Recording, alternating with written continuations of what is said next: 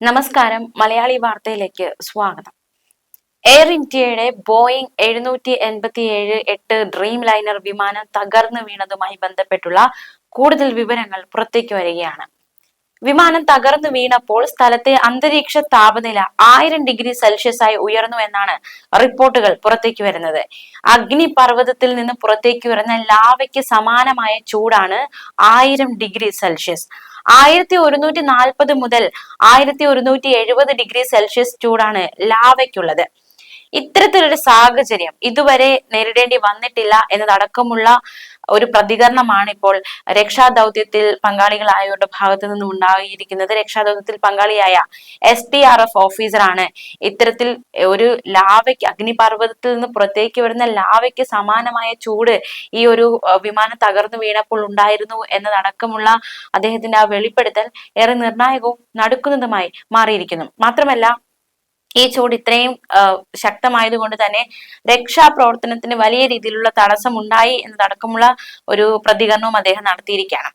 വിമാനത്തിന്റെ ഇന്ധന ടാങ്ക് തീപിടിച്ച് പൊട്ടിത്തെറിച്ചപ്പോൾ തന്നെ താപനില 1000 ഡിഗ്രി സെൽഷ്യസ് ആയി ഉയർന്നുവെന്നും 1,00,000 ലിറ്റർ ഇന്ധനമാണ് വിമാനത്തിൽ ഉണ്ടായിരുന്നതെന്നും അദ്ദേഹം വ്യക്തമാക്കി. നിർണായകമായ വെളിപ്പെടുത്തൽ തന്നെയാണിത്. അതേസമയം ഈ ദുരന്തത്തിലേക്ക് താഴുന്ന നിമിഷങ്ങളിൽ വിമാനത്തിന്റെ ചിറകുകൾക്ക് പിന്നിലുള്ള ചലിപ്പിക്കുന്ന ഭാഗങ്ങളായ ഫ്ലാപ്പുകൾ നേരെ തന്നെ ഇരിക്കുന്നതാണ് നമുക്ക് കാണാൻ സാധിക്കുന്നത്. ചക്രങ്ങൾ ഉള്ളിലേക്ക് വലിക്കാതെ കാണപ്പെടുന്നുണ്ട്.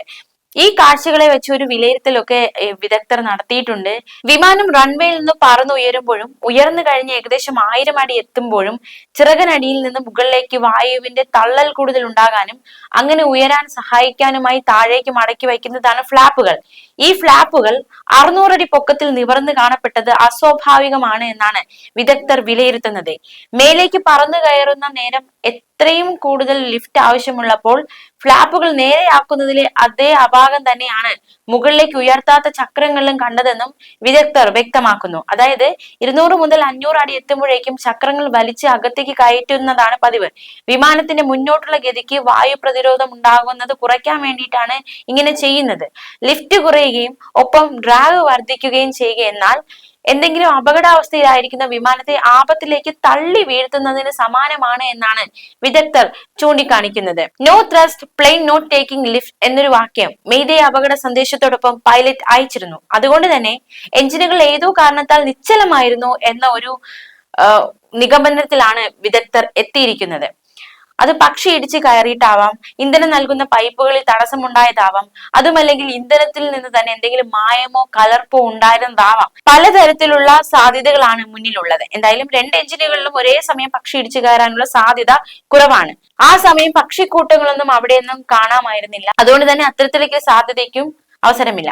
ഇതേ ഇന്ധനം നിറച്ചുപോയ മറ്റു വിമാനങ്ങൾക്കൊന്നും കുഴപ്പവുമില്ല. അതുകൊണ്ട് തന്നെ അത് ഇന്ധനത്തിന് കുഴപ്പമാണ് എന്ന രീതിയിൽ പറയാനും സാധിക്കില്ല. എന്തായാലും എന്താണ് സംഭവിച്ചത് എന്നടക്കമുള്ള കാര്യങ്ങളൊക്കെ ദുരൂഹത നിലനിൽക്കുന്നുണ്ട്. അപകട ദിവസം തന്നെ പുറത്തിറങ്ങിയ CCTV വീഡിയോയിലെ ആദ്യം ശ്രദ്ധിക്കാതെ പോയ ഒരു മൂളൽ ശബ്ദമുണ്ട്.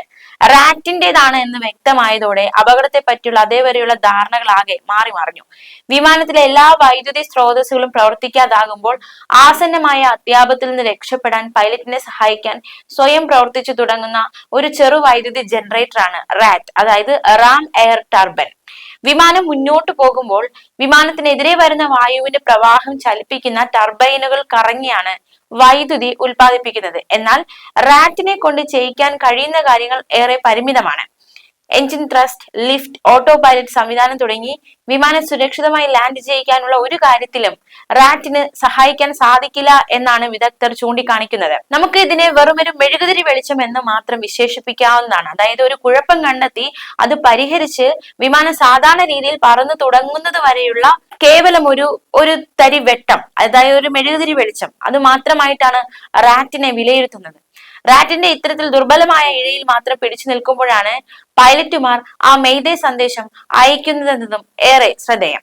എന്തായാലും എല്ലാ ദുരൂഹതകളും നീങ്ങട്ടെ. ഈ ബ്ലാക്ക് ബോക്സ് അടക്കം കണ്ടെത്തുകയുണ്ടായി. എന്താണ് സംഭവിച്ചതെന്ന് അടക്കമുള്ള കാര്യങ്ങളൊക്കെ പുറത്തേക്ക് വരട്ടെ. അതുവരെ പല രീതിയിലുള്ള സംശയങ്ങൾ, ഊഹാപോഹങ്ങൾ, എന്തായിരിക്കും അപകടത്തിലേക്ക് നയിച്ചത് എന്ന ഒരു നിഗമനങ്ങൾ, വിദഗ്ധരുടെ നിഗമനങ്ങളൊക്കെ വന്നുകൊണ്ടിരിക്കും. അതേസമയം അപകടത്തിൽപ്പെട്ട എയർ ഇന്ത്യയുടെ AI-171 വിമാനത്തിന് കഴിഞ്ഞ മാസവും സാങ്കേതിക തകരാർ ഉണ്ടായിരുന്നതായി നടക്കുന്ന ഒരു വിവരം പുറത്തു വരുന്നുണ്ട്. തീർച്ചയായിട്ടും ആ ഒരു സാങ്കേതിക തകരാർ ഉണ്ടായപ്പോൾ അത് വേണ്ട രീതിയിൽ കണ്ടിരുന്നുവെങ്കിൽ ഈ ഒരു അപകടത്തിലേക്ക് നയിക്കപ്പെടില്ല എന്ന ഒരു നിഗമനത്തിലാണ് ഇപ്പോൾ ഈ ഒരു വിവരം പുറത്തു വരുമ്പോൾ എത്താൻ സാധിക്കുന്നത്. കേട് തീർത്ത് അടുത്ത ദിവസം തന്നെ വിമാനം ലണ്ടനിലേക്ക് പറക്കുകയായിരുന്നു. കഴിഞ്ഞ മാസം ഒരു സാങ്കേതിക തകരാർ കണ്ടെത്തിയപ്പോൾ മെയ് 1 ഉച്ചതിരിഞ്ഞ് 1:10 പുറപ്പെടേണ്ട വിമാനത്തിൽ സമയമായിട്ടും ബോർഡിംഗ് തുടങ്ങിയിരുന്നില്ല. അകത്ത് കയറ്റിയപ്പോൾ 2 മണിക്കൂറോളം കാത്തിരിക്കേണ്ടി വന്നു. ഒരു യാത്രക്കാരൻ നടത്തിയ വെളിപ്പെടുത്തലാണ് ഈ ഒരു ഘട്ടത്തിൽ ഏറെ നിർണായകമാകുന്നത്. ഈ 2 മണിക്കൂറോളം കാത്തിരിക്കേണ്ടി വരുന്നതിനിടയിൽ ഇടയ്ക്കിടയ്ക്ക് ലൈറ്റുകൾ അണഞ്ഞു. മാത്രമല്ല സാങ്കേതിക തകരാറ് കാരണം സർവീസ് റദ്ദാക്കിയതായി അറിയിച്ചു. യാത്രക്കാരെ ഹോട്ടലിലേക്ക് മാറ്റുകയും ചെയ്തു. പിറ്റേന്ന് 1.5 മണിക്കൂർ വൈകി വിമാനം പുറപ്പെടുകയും ചെയ്തു. അപകടമുണ്ടായ വ്യാഴാഴ്ച ഇതേ വിമാനം ആദ്യം ഡൽഹിയിൽ നിന്ന് അഹമ്മദാബാദിലേക്കാണ് സർവീസ് നടത്തിയത്.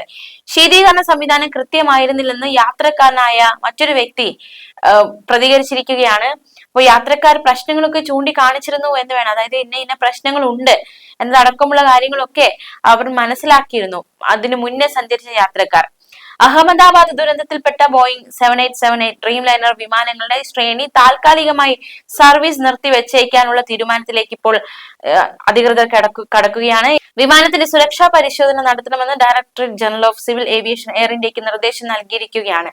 എയർ ഇന്ത്യക്ക് 10 നിർദ്ദേശങ്ങളാണ് നൽകിയിരിക്കുന്നത്. GEnx എഞ്ചിനുകൾ ഘടിപ്പിച്ച ബോയിങ് 787-8 787-9 വിമാനങ്ങളിൽ അധിക അറ്റകുറ്റപ്പണികൾ ഉടൻ നടത്തണമെന്നാണ് DGCA നിർദ്ദേശിച്ചിരിക്കുന്നത്. ബന്ധപ്പെട്ട DGCA മേഖലാ ഓഫീസുകളുമായി ഏകോപനം നടത്തിയായിരിക്കും ഇനിയുള്ള പ്രവർത്തനങ്ങൾ നടക്കുക. 15 ദിവസത്തിനുള്ളിൽ പരിശോധനാ റിപ്പോർട്ട് സമർപ്പിക്കണമെന്ന ആവശ്യം ഒരു നിർദ്ദേശവും മുന്നോട്ട് വെച്ചിട്ടുണ്ട്. ഇന്ധന സംവിധാന മോണിറ്ററുകൾ, ക്യാബിൻ എയർ കംപ്രസുകൾ, ടേക്ക് ഓഫ് സംവിധാനം, ഇലക്ട്രോണിക് എഞ്ചിൻ നിയന്ത്രണ സംവിധാനം എന്നിവ പരിശോധിക്കാനുള്ള നിർദ്ദേശവും മുന്നോട്ട് വച്ചിരിക്കുകയാണ്. അതേസമയം ഇന്ത്യൻ വിമാന കമ്പനികളുടെ 787-8 വിമാനങ്ങളുടെ സർവീസുകൾ സുരക്ഷാ പരിശോധനകൾക്ക് ശേഷം തുടരാൻ കേന്ദ്ര സർക്കാർ ആ ഒരു തീരുമാനത്തിലേക്ക് എത്തിയിരിക്കുന്നു എന്നാണ് വിവരങ്ങൾ പുറത്തു വരുന്നത്. ഇന്ത്യയും US തമ്മിൽ ഇക്കാര്യത്തിൽ ചർച്ച നടക്കുന്നുണ്ട് എന്ന സൂചനകളും വരുന്നുണ്ട്. വിമാന അറ്റകുറ്റപ്പണികളും സ്റ്റാൻഡേർഡ് ഓപ്പറേറ്റിംഗ് നടപടിക്രമങ്ങളെ കുറിച്ചും എയർ ഇന്ത്യ പരിശോധന തുടങ്ങി. മുൻകരുതൽ നടപടികളുടെ ഭാഗമായാണ് ഇന്ത്യയിൽ സർവീസ് നടത്തുന്ന ഡ്രീം ലൈനർ 787-8 പരിശോധന. എയർ ഇന്ത്യയിൽ 33 ഡ്രീം ലൈനർ 787 വിമാനങ്ങൾ സർവീസ് നടത്തുന്നുണ്ട്. ഇതിൽ 26 എണ്ണം 787-8 മോഡലുകളാണ്. 7 എണ്ണം 787-9 മോഡലാണ്. അതേസമയം ഈ വിമാന അപകടവുമായി ബന്ധപ്പെട്ട് പത്തനംതിട്ട പുല്ലാട് സ്വദേശി രഞ്ജിതയ്ക്കെതിരെ അധിക്ഷേപ പരാമർശം നടത്തിയ വെള്ളരിക്കുണ്ട് താലൂക്ക് ജൂനിയർ സൂപ്രണ്ട് പവിത്രൻ സർവീസിൽ തുടരാൻ പ്രാപ്തനല്ലെന്നും കർശന നിയമ നടപടികൾ സ്വീകരിക്കണമെന്നും ജില്ലാ കളക്ടർ സർക്കാരിന് ശുപാർശ നൽകിയിരിക്കുകയാണ്. നിരവധി മുന്നറിയിപ്പുകളും താക്കീതുകളും നൽകി, പക്ഷേ നടപടികൾക്ക് വിധേയനാക്കി. നിരന്തരമായി ഇത്തരത്തിൽ റവന്യൂ വകുപ്പിനും സർക്കാരിനും അപകീർത്തി ഉണ്ടാക്കുന്ന പ്രവൃത്തികൾ പവിത്രൻ വീണ്ടും വീണ്ടും തുടരുന്നുവെന്നാണ് സർക്കാരിന് കിട്ടിയിരിക്കുന്ന റിപ്പോർട്ടിൽ വ്യക്തമാക്കിയിരിക്കുന്നത്. രഞ്ജിതയ്ക്കെതിരെ അധിക്ഷേപ പരാമർശം നടത്തിയതിന് പവിത്രനെ സർക്കാർ സസ്പെൻഡ് ചെയ്തിരുന്നു. റവന്യൂ വകുപ്പിന് അവമതിപ്പുണ്ടാകുന്ന രീതിയിൽ സമൂഹ മാധ്യമത്തിൽ അഭിപ്രായം രേഖപ്പെടുത്തുകയും സ്ത്രീത്വത്തെ അപമാനിക്കുന്ന രീതിയിൽ കമന്റ് ഇടുകയും ചെയ്തതിനാണ് ഇയാളെ സസ്പെൻഡ് ചെയ്തത്. ന്യൂസ് ഡെസ്ക് മലയാളി വാർത്ത.